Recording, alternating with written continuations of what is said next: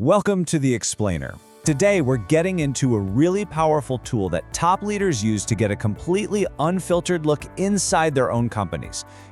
It's the secret to understanding what really makes a business tick. So think about it for a second.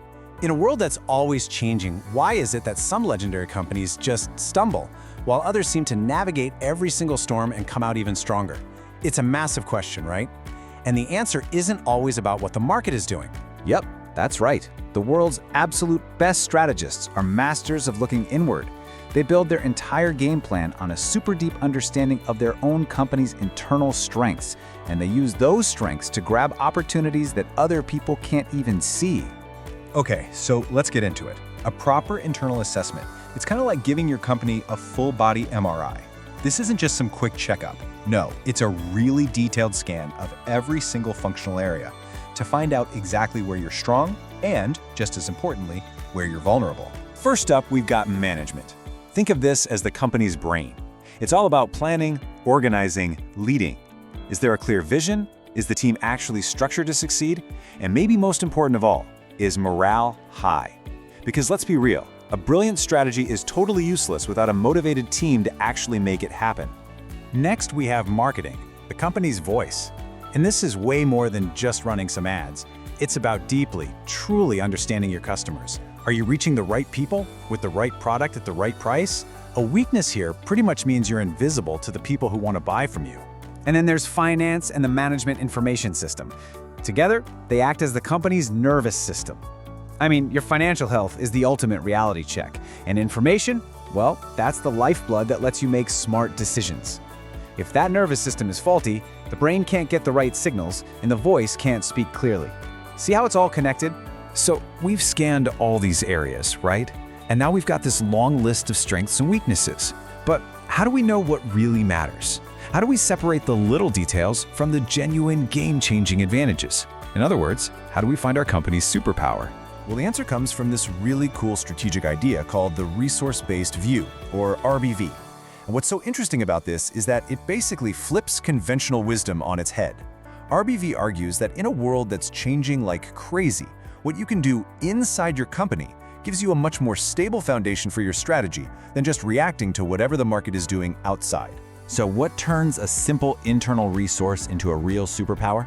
Well, it has to pass three big tests. 1, is it rare?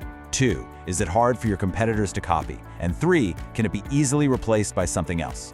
If a resource checks all three of those boxes, you don't just have a strength, you have what's called a distinctive competence, and that is a sustainable competitive advantage.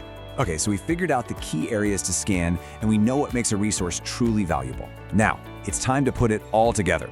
Let's pull back the curtain and reveal the secret dashboard that strategists use to get one single, clear picture of the company's internal health.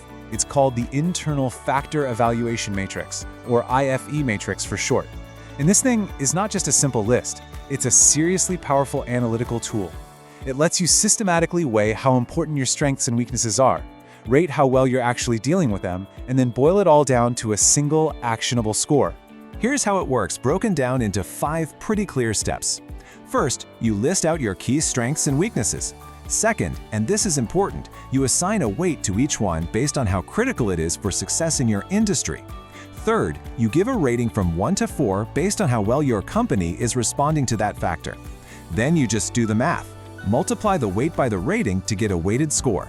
And finally, you add them all up for a grand total. Now, I know that might sound a little bit abstract, a little bit academic, so let's actually walk through a simple real-world example to see how this dashboard comes to life and what that final number really tells us. Okay, check this out. This is an IFE matrix for a retail computer store. Notice that repair revenue is a key strength, and it's weighted heavily at 0.15. That means it's super important in this industry. But here's the really fascinating part.